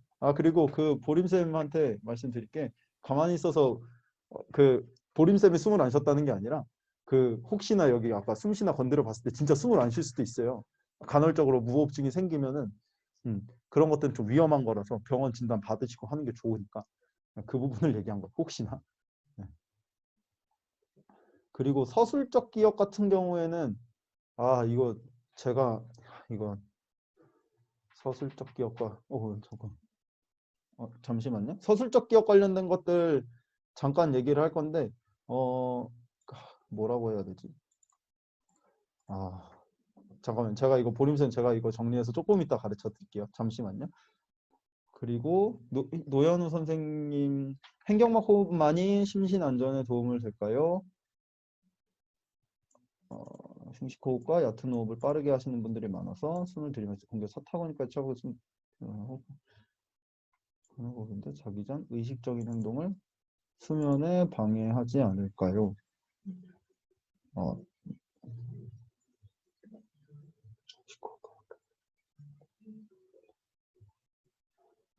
지적으로 하는 행동인데, 어, 저는 저는 개인적으로 이 부분 현우쌤 일단은 그 질문 정말 감사하고요. 어, 일단은 결국에는 의식적으로 뭔가 내가 노력해서 몽롱해질 때까지 호흡을 했을 때 이게 과연 우리의 잠에 도움이 될까라고 질문이 일단은 생각이 드는데요. 어, 아까 원영쌤 질문했을 때도 이야기를 했지만 뭐 호흡법 자체는 여러 가지가 있고 횡격막 호흡은 일단은 한 가지 예시로 제가 말씀을 드린 거라고 받아들여 주셨으면 좋겠고, 왜냐하면 횡격막 호흡이라는 걸 했을 때 제가 본 많은 케이스들이나 대부분의 예시들은 편안해지는 경우들을 많이 느꼈기 때문에 그렇게 생각이 들고요. 저는 개인적으로 이 사람이 무의식적으로 계속 흥분성 호흡을 하고 있다면 의식적으로 조금은 이제 텐션을 다운할 수 있는 그런 호흡법을 가르쳐주고 어느 정도는 연습이 되어야 된다고 필요성을 느끼거든요. 근데 만약에 이 사람이 자기 전에 이런 의식적인 호흡을 했을 때 몽롱하고 불안해지는 경향이 있다면 사실 중단하는 게 더 좋을 것 같다는 생각은 하고요. 결국에는 이 사람들의 주관적인 피드백이 중요하니까. 만약 그게 아니라고 하면 이 사람한테 미리 연습을 시키는 과정들이 필요하다고 생각을 해요. 뭐 낮에 횡격막 호흡을 한번 연습을 해보고 이것들이 좀 안정적이라는 것들에 대한 이래 의식을 조금 심어줄 수 있으면 심어주고 실제로 그런 피드백을 받고 저녁에 똑같이 이렇게 횡격막 호흡을 하는 습관들을 들인다거나 하면 좋을 것 같아요. 어쨌든 의식적으로 해서라도 조금은 부경함신경계를 활성화시킬 수 있으면 저는 좋다고 생각을 하거든요. 이게 맞는 답변이 되는지는 모르겠는데 그래서 저는 만약에 이 사람이 만약에 이렇게 횡격막 호흡을 했는데 몽롱해지는 사람이라고 하면은 자기 전에는 일단은 잠깐 보류를 했다가 연습을 시켜서 이게 편안해진다고 느꼈을 때 잠자는 전략으로 사용을 할 것 같고, 애초에 이 사람이 우리가 생각하는 횡격막 호흡을 했을 때 계속해서 불안감을 느끼거나 불편함을 한다고 하면은 저는 이 전략을 사용하지 않을 것 같아요. 이 사람이 흉식 호흡이 훨씬 더 안정적일 수 있다라고 생각이 들어서. 네. 혹시 답변이 되셨을까요?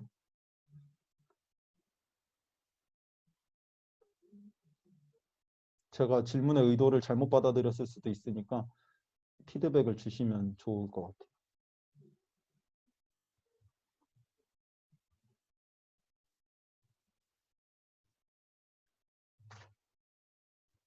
현우쌤 괜찮으신가요? 아니면 제가 뭐 추가적으로 무언가 답변을 도와드리는 게 좋을까요?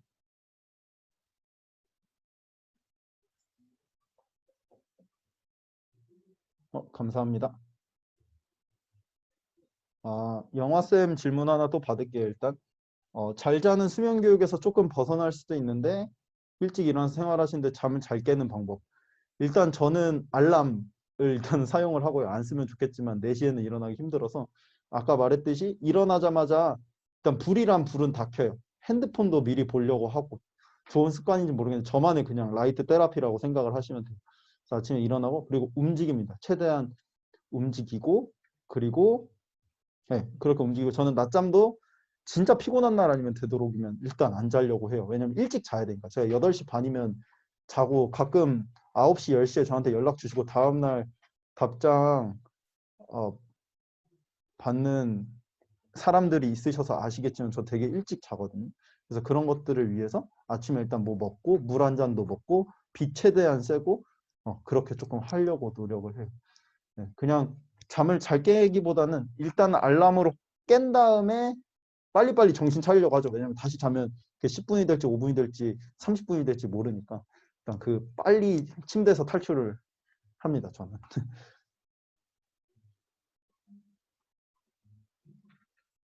되셨을까요? 답변이?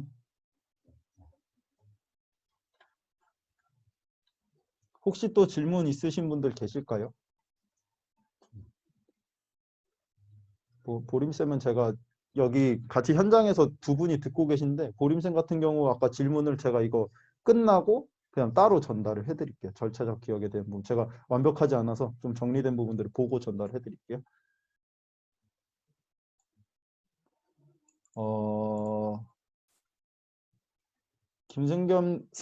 승겸쌤께서 말씀해 주셨는데 알람 맞춰놓은 시간보다 10분에서 20분 전에 깨게 되는데 개운하게 일어난 게 아니다. 그래서 개선점이 있을까?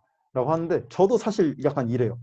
이게 제가 봤을 때는 그거예요. 알람에 대한 부분들이 내가 알람을 키면서 내가 이때 일어나야지라는 인식 이게 박히고 그렇기 때문에 불안감을 가지고 자는 거죠. 사실 좋은 수면 패턴은 아니에요. 사실 그래서 원래 알람 안 맞추고 여유롭게 항상 일주일이든 유지하면서 자는 게 가장 좋다고 생각을 하거든요. 저 입장에서. 그래서 이런 부분들에서 개선점이 있다면 그냥 저는 최대한 좀 불안감, 그냥 알람 맞추면서 불안감을 덜 가질 때까지 습관화가 좀 필요하거나 조금 당연하게 생각할 수 있는 내가 그냥 알람 맞추는 게 당연하다라고 생각하는 마인드셋이 좀 중요할 것 같아요. 그리고 10분, 20분 전에 깨도 개운하지는 않더라도 그냥 빨리 아침 시작해서 수면 압력 높이자라고 하는 마음가짐 갖는 거. 네, 그것들이 조금 저는 중요하다고 생각을 해요. 딱히 뭔가 개선점에 대한 방법들을 따로 뭔가는 제가 갖고 있지 않은데 제가 개선하는 방법들은 그냥 조금 깨면 그냥 일어나 버려서 아침 일찍 시작해 버리는 거.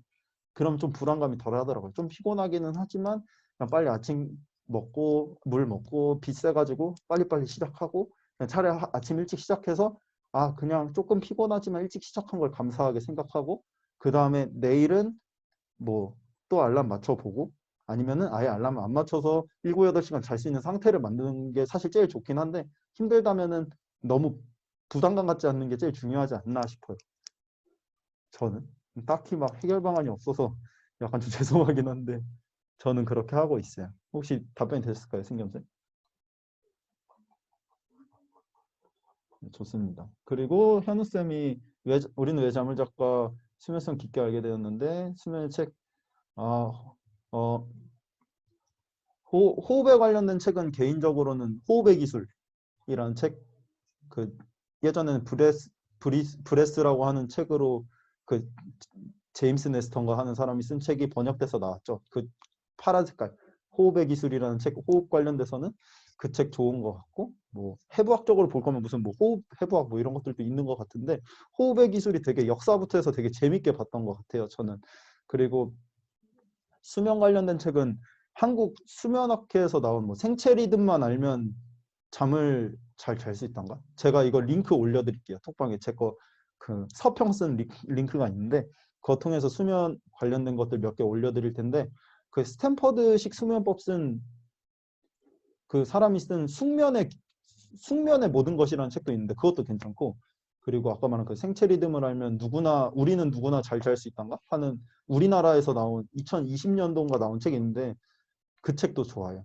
네, 그래서 저는 지금 이번 스터디도 우리는 왜 잠을 잘까랑 그 수면학회에서 나온 책 그 두 가지를 좀 많이 엮어서 기본적인 베이스를 좀 쌓았거든요. 그래서 그 부분들 제가 링크 올려드릴 테니까 그거 보시고 한번 직접 읽어보시면 좋을 것 같아요. 근데 개인적으로는 와이 슬립이 지금까지 제가 읽었던 책 중에는 제일 많이 다루고 있고 제일 근거 있게 잘 설명해 놓은 것 같아요. 좀 이상한 것들도 있어가지고. 네, 감사합니다. 또 질문 있으신 분 혹시 계신가요? 네, 네, 질문해 주십시오, 원영쌤. 그 막 군대 있을 때 네, 막 그 기상 시간 10분 전에 네네, 일어나지는 이런 거 있잖아요. 네네네. 근데 이제 사회에 나와서도 음, 요즘 제가 느끼는 건데 막 3시에 자든 4시에 자든 5시에 음, 자든 음, 7시쯤에 막 눈이 떠져 버리더라고요. 음, 더 자도 돼도. 네네. 근데 약간 이거가 원리가 있는지 그 원리를 알면 이용해서 좀 일상에서 좀 쓸 수 있지 않을까 해가지고 아, 이렇게 막 알람도 없이 막 갑자기 딱 맞춰져서 일어나지는 거를 좀 원리 같은 게 따로 있을까요? 수면과학 쪽에? 원리? 제가 봤을 때는 그냥 어떻게 보면 원영쌤이 좋아하는 말로 약간 어트랙터가 형성된 게 아닐까. 예, 라고 생각을 해요. 왜냐면 굳어진 거죠. 내가 그 시간에 일어나도록 몸이 세팅이 됐다고 저는 생각을 하거든요. 원리라고 보기에는 좀 그렇고. 그리고 또 원리라고 조금 생각하면은 그 아까 렘수면, 비렘수면 주기가 1시간 반씩 돌잖아요. 네. 그럼 렘수면이 많을 때는 자극에 그만큼 노출이 되기 쉽거든요. 그러니까 음, 깨기가 쉬워진 상태예요. 그래서 우리가 1시간 반 텀, 3시간 텀, 4시간 반 텀, 6시간 텀 이렇게 잘 깨거든요. 렘수면 주기에 있을 때 우리가 잘 깨요.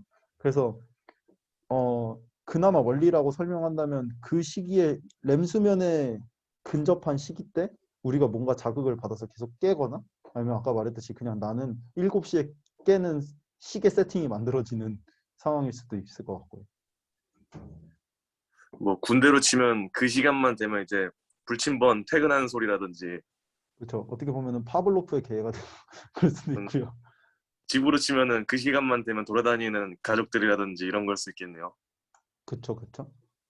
아, 예, 알겠습니다. 뭔가 원리를 설명해드리고 제가 아직 수면에 대해서 알리고는 있지만 사실 그렇게 공부가 깊지도 않고 우리나라에서 자체도 제가 봤을 때 수면 연구가 막 딥하게 이루어지고 있지가 않아서 막 영어로 습득하려다 보니까 사실 좀 느린 면도 좀 있어요.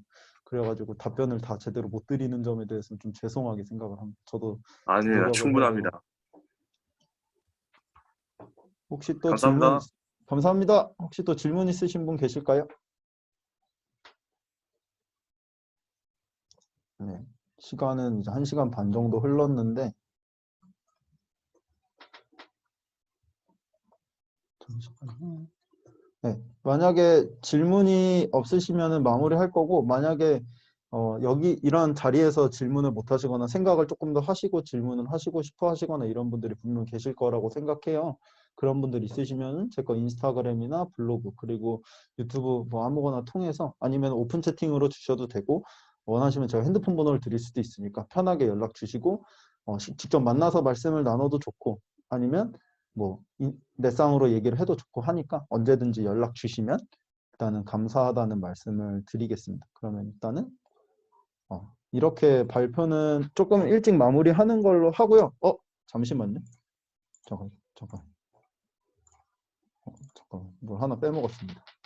그래서 마지막으로 다음 거 공지를 하는데요. 다음 것도 준비를 일단은 해봤어요. 그래서 일단은 어떤 거를 할까 고민을 하다가 여성의 생애주기별 수면 변화에 대한 논문을 하나 찾았어요. 그래서 다음에는 조금 심플하게 이 논문, 뭐 임팩트 팩터는 9 정도 되고 이 학회지, 체스트라는 학회지에서 나온 논문인데 그냥 뭐 막 메타 분석을 한 거나 그런 건 아니고 그냥 전체적인 리뷰를 한 건데 되게 심플하게 그림이랑 이런 게 잘 정리가 돼 있어서 이 부분으로 왜 생리주기 이럴 때 수면 안 오고 그 뭐야 그 폐경기 오면 수면이 잘 안 되고 이런 것들 좀 설명해 놓은 것 같더라고요. 그래서 이 논문들 좀 정리해서 공유하는 시간 가질 거고 혹시나 또 관심 있으시면은 참여하실 분들은 그대로 단톡방에 남아주시면 되니까 이 부분 참여 일단 부탁드린다는 말씀 드리고 아마 계획은 12월 5일 일요일 될 것 같아요. 그래서 2주 뒤 일요일 날 아침에 하는 이유는 제가 저녁에 잠을 자기 때문에 아침에 하는 거고 이렇게 10시부터 참여해 주셔서 너무 감사하다는 말씀 드리고요.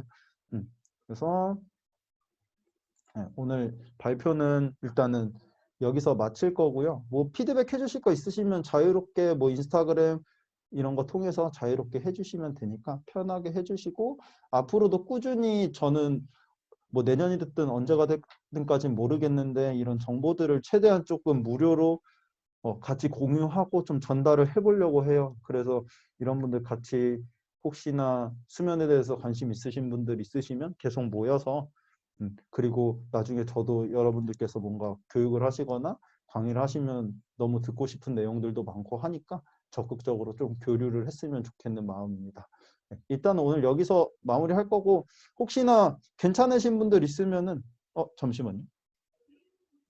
노현우님께서 한 번 또 질문을 해주셨는데 렘수면일 때 잘 깬다고 하면 침대에 지도를 그리는 현상은 소변이 비렘 수면 때 마려워 깨지 못하고 침대에 소변을 봐서 그런 건가요? 조절을 못해서 그런 걸까요? 이거는 어려운데요.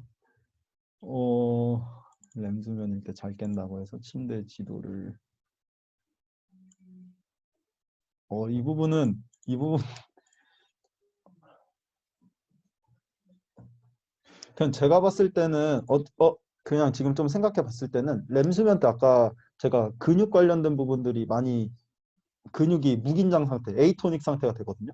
무긴장 상태가 돼서 그 뭔가 렘수면 때 그런 근육 무긴장 상태 자체가 이런 그런 비뇨기계에도 전달이 됐었을 수도 있겠다라는 생각은 일단 들어요. 그러니까 보통은 되는데 뭐 심각하게 무긴장 상태가 비뇨기계에서 됐을 수도 있겠다는 생각은 일단 하는데. 네.